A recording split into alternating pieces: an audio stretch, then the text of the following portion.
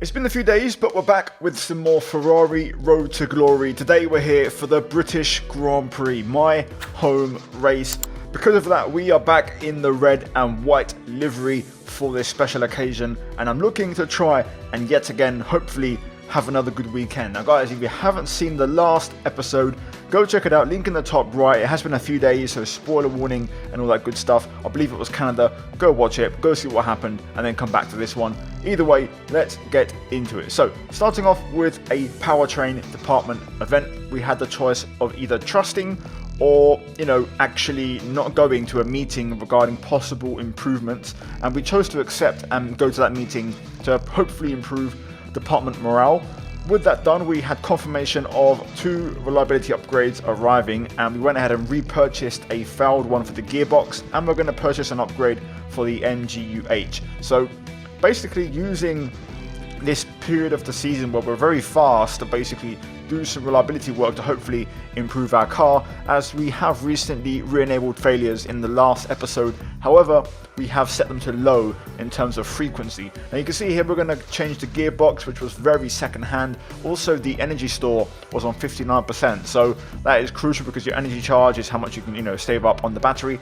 So we're a bit tight. 2 energy stores for the whole season. This is round 11 and we have not even started the weekend yet. So basically we have to get through 13 weekends on that last energy store. So hopefully we can upgrade that on the reliability very soon. Either way, here is the performance chart this weekend. And you can see McLaren and Mercedes have brought upgrades, and Mercedes have cut the gap. McLaren have actually overtaken us, and we're now 3rd in the overall performance chart.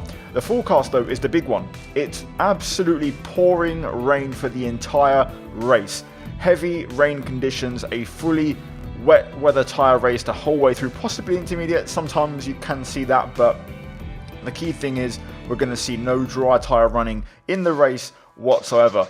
The championship, you can see we have a nice, healthy, almost 40-point lead over Verstappen, which is looking very, very good. And we're not even at the halfway stage yet. So honestly, a very strong season, and the car has been phenomenal. Now we jump into Friday practice, hitting our race strategy runs. Although to be fair, they're not going to be that useful because we have rain in the race. I still wanted to, get it done to kind of get a feeling for the car, see what the baseline is, and just see what our pace was looking like.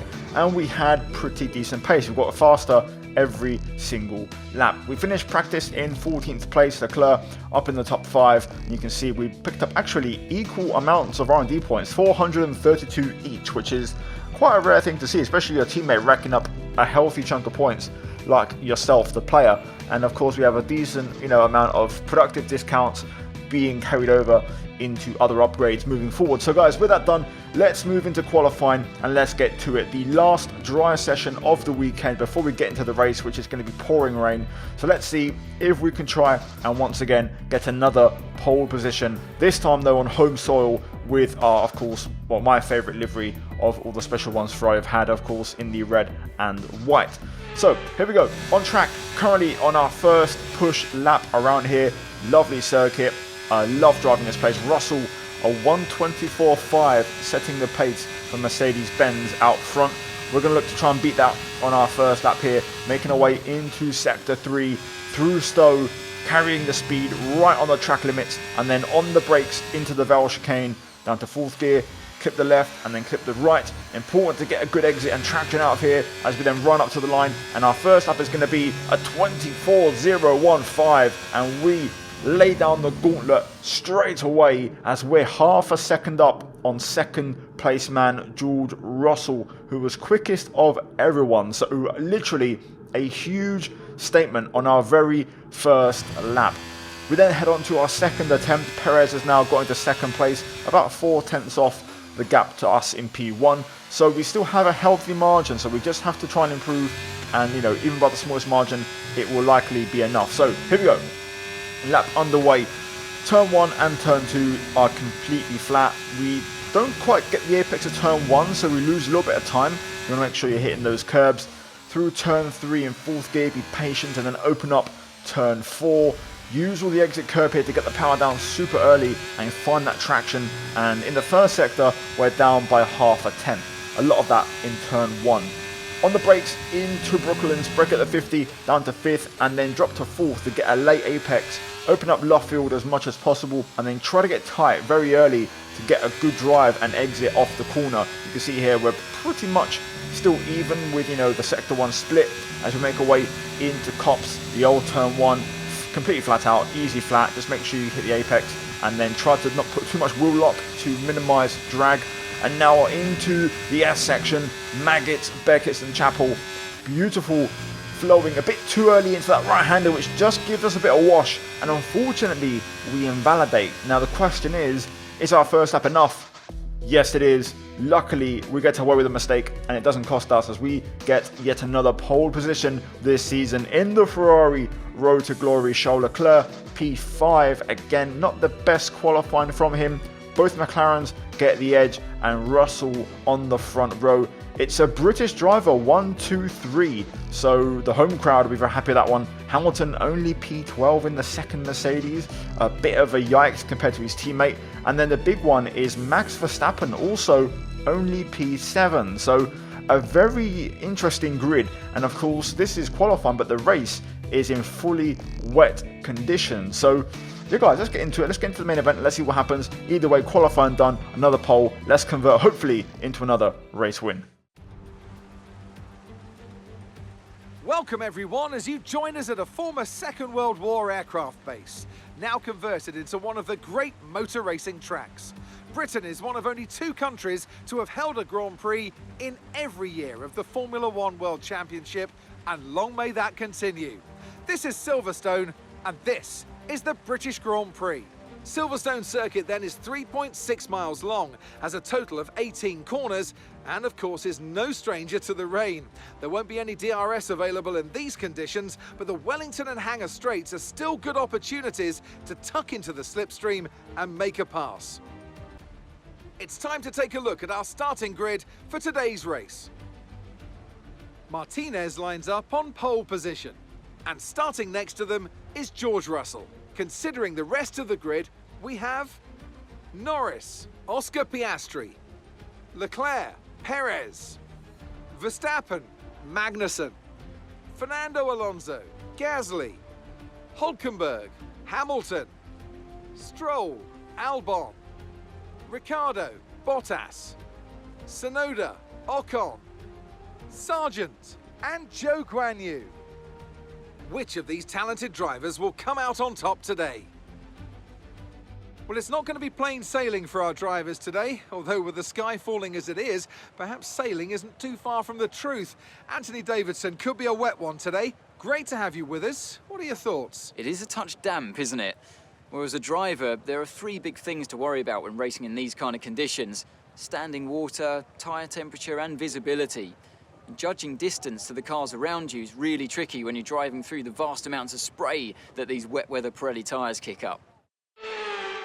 Now, everything we've learned up until this point is completely irrelevant and has changed everything. So we have rain, a lot of it, full heavy rain conditions, and not for a short while. We're talking the entire race, which means we're going to be probably saving fuel. The pace is going to be pretty slow on average. But the main thing is that it's going to be hopefully a pretty simple race. No big strategy changes.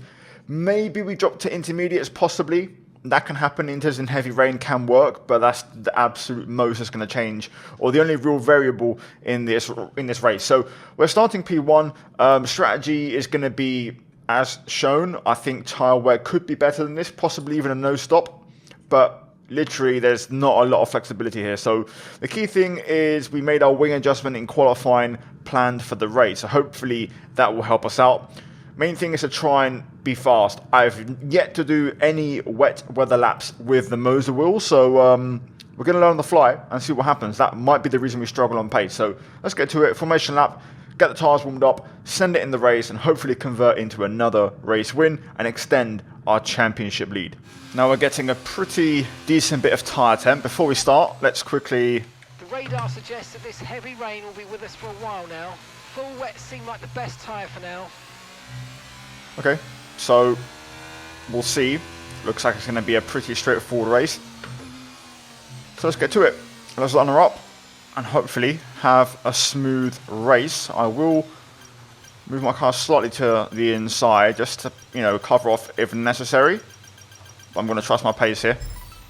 Here we go. Clutch, pedal in, lights on. And away we go. Russell with a good start. Good second phase from us. We managed to squeeze him into one, which means he has to back out and we can hold on to the lead. And now it's a drive into the unknown. The AI, of course, are going to be straight onto their 110 pace. Magnussen briefed up to P5 there. We are going to have to adapt to the conditions and also adapt with this new rule for the very first time. So we'll see how it all pans out. Russell early doors, trying to put pressure on here. We're just going to try and be a little bit cautious, brake a bit early. Running 57 bias. A little bit wide here at Luffield. Russell tries to have a look, but we shut the door in his face. Let's see how long it takes for us to get comfortable. Literally have no idea what sort of gears to use, you know, in certain corners. Russell there closes in massively and gets the run, and he's managed to pull alongside, but he doesn't quite commit. Gets to switch back, and again though doesn't commit, so we're defending and holding on for now. Feels like these conditions are pretty bad. We'll use some battery here as Piastri going for the move on Russell. I can see in my mirrors.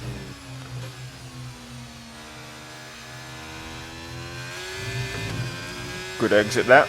Russell holds on. Let's try and settle into this one. Our straight line speed is very good. We're pulling away on the straight, so that's encouraging, but that also means we're probably a bit too low on wing. Piastri through on Russell. I've moved my brake bias a bit to the rear to try and achieve a bit more rotation. The car feels very static at the minute. I might even go up on the front wing in the pit stop, but that might increase our oversteer. You can see everyone's going quick behind us, which is not really a great sign. But only up to P5, so it's just some of these cars up front as we get shunted in the rear by Piastri. That's going to be damage for him. Oscar there, late on the brakes. Luckily, no rear end damage for us, but that's going to be crucial time loss now for Piastri with that wing damage. I'm going to change my wing for the next stop and increase it by 1. Yeah, Piastri's got huge damage. Look at the gap already, 5 seconds. I mean, surely Russell will pass him now, but we now have a bit of respite and a bit of time to just gather some composure and try to find some pace. Russell unable to get past on the straight. The McLaren pretty speedy on the back straight, so they're all just losing a ton of time behind Piastri, who I think is actually pit, so he's not going to stay out. Perez up to second now, so we have 6 seconds to kind of work with and see if we can find some pace in the meantime. I'm still not comfortable. This is my pace. I can't find anything right now. I think until we get that front wing adjustment, and then I'll probably run 57 bias with that front wing adjustment. I think we'll be a bit quicker, but for now this is my pace. So Perez is slowly reeling me back in. I'm going purple in the process, 40.7. A second quicker than me on that last lap. Got to try and find something. Pit stop can't arrive soon enough. That will help us out a lot. 42.4. That's a bad lap. No big mistakes, just not quick. Although I think the track's getting a touch worse. I think just the rain's coming down quite heavy. Russell's up to second, so he has overtaken Perez, so that would explain some of the time loss, but Leclerc didn't really gain on me on that lap. So I think just the track right now is in its worst state, and we're not doing too bad now pace-wise. We'll see what Russell does. I feel like he's the quickest man, and now he's jumped Perez, he might make some progress. I'm actually a little bit quicker than George. I just lose like 7/10 in sector 1. It's too much to make up throughout the rest of the lap. The AI seem to be able to go flat through turn 2, whereas I have to take a big lift. And we lose like 3/10 in that corner alone, and then we struggle through 3 and 4. But the rest of the lap, we're not too bad. Okay, I was able to pull away on that lap from Russell a little bit by a couple of tenths. This is where the time loss is though. Turn 1 and turn 2. I just can't go flat through there. The circuit's definitely looking better than it was a few minutes ago. If we could just move a bit more of that standing water, we might be able to go on to the intermediates. I'm not sure about that one, Chief. Not sure one bit. Big mistake there. That's going to cost us a couple of tenths to Russell. I was pulling away on that lap, but never mind. We're keeping it under control though. We're going to make it to the pit phase and hopefully we can make the adjustments. And hopefully we'll be quicker in the next stint with a bit more front wing. Good in lap. Use a lot of battery. We've got a decent gap to Russell. Easy does it on the pit entry. Right, let's see then. Russell stays out. Interesting. So does Perez. And of course Leclerc. But Norris does pit. So, interesting. Good thing is we get a lap to get the tyres warmed up and not get undercut. Are we going to get held here? Nope, but I missed my pull away. Luckily we don't get held, but we lose a bit of time. So we've gone up on the front wing by a click, which means I can now run 57 on the front brake bias, which is what I wanted because 56 was making the car very unstable on the braking, but I had to do it to rotate the car. The wings were too passive. That was our last stop. No more scheduled pit stops. Let's go. Not enough front end on my car, so I was just struggling to get the rotation. There's Piastri, who of course rammed into the back of us and then boxed, so he's going to be on a pretty old wet tyre, but he has managed to get ahead of us, although he will have to stop again. So I'm expecting Russell, Perez, Leclerc in at the end of the lap. Let's get up to speed though and see how this tyre feels and how the adjustments feel. Track limits, just a little bit wide there. Leclerc in with Russell and Perez. We're hitting some traffic here. We'll see if they will box and get out of the way. Yes, they do.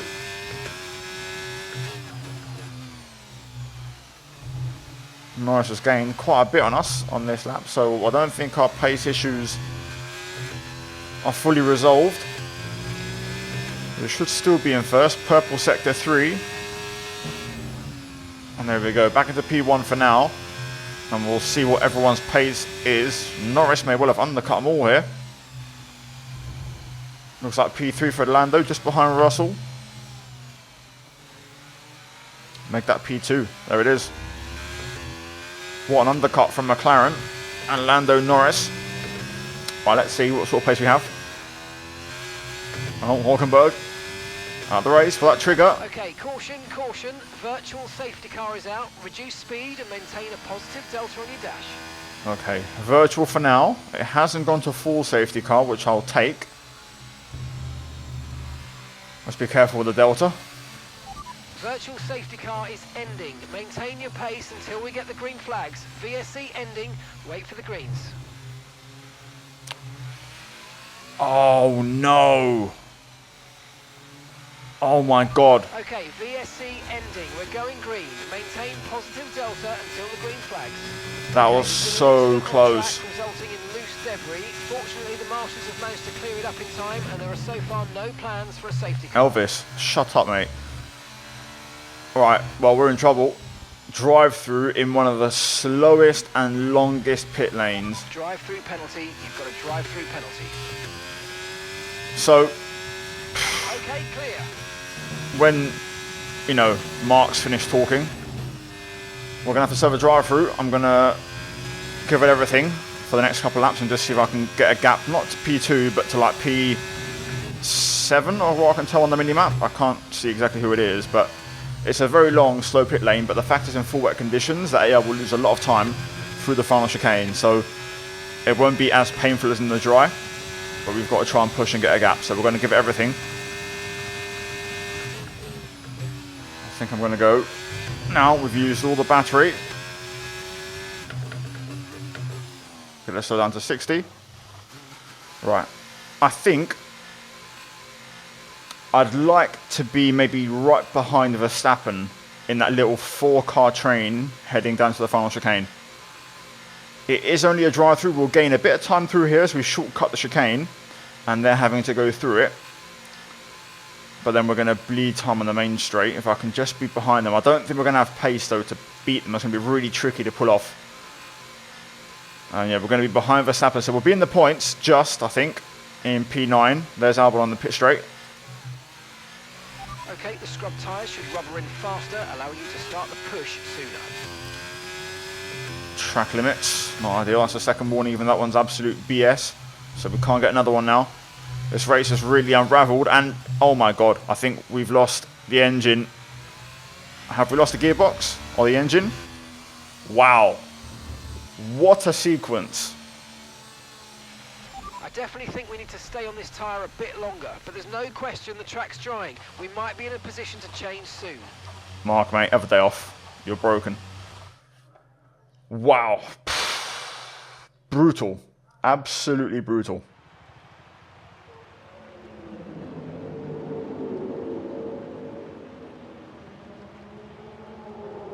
Plenty of action here at Silverstone, a memorable race and an impressive victory.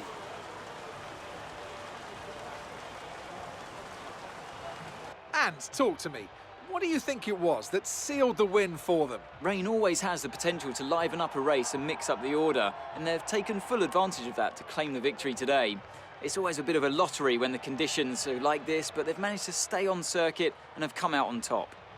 And I can see the drivers starting to approach the podium for the victory celebrations. A real team victory today. Everybody played their part. Congratulations then to Mercedes, your race winners.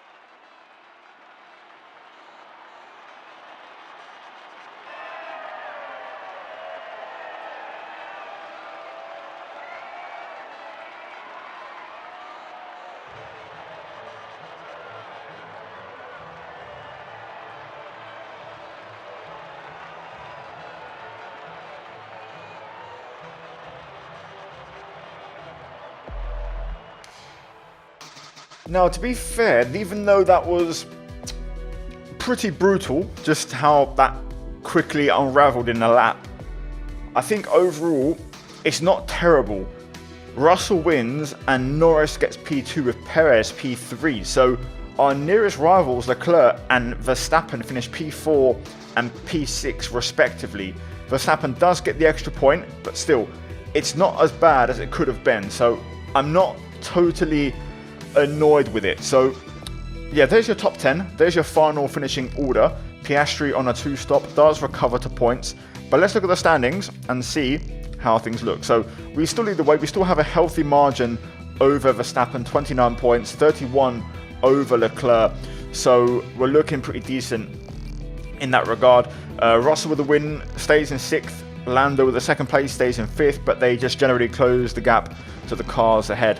So we'll take it, and we'll see how the engine reliability progresses in terms of the failures, because I have them set to low, not standard. So we'll see if we have another one and then another one after that. Either way, we're going to have to change components again for the next race, so that might trigger the glitch. We'll see, we'll find out. Constructors, Red Bull do close the gap with Perez P3 and Verstappen P6, but the gap is still 46 points and it's manageable. Mercedes, McLaren also close the gap, but they're still a way away. So it's not the worst case scenario. It could have been a lot worse, and yeah, obviously not ideal home race DNF, but it's okay. We go again the next one. We'll try to recover, fight back, get those points back, and yeah, hopefully we can achieve it. So yeah guys, that's going to be it for the British Grand Prix. Like the video and subscribe. Let's try and smash over 1,000 likes as always for the regular target. Check out the links down below, guys, for discounts, affiliate commissions, all that stuff that guys might help you for sim racing equipment. And yeah, as always, check out the 2 videos on screen. Shout out to the members, and yeah, cheers for watching, guys, and I'll see you soon. Take care, and that's goodbye from me.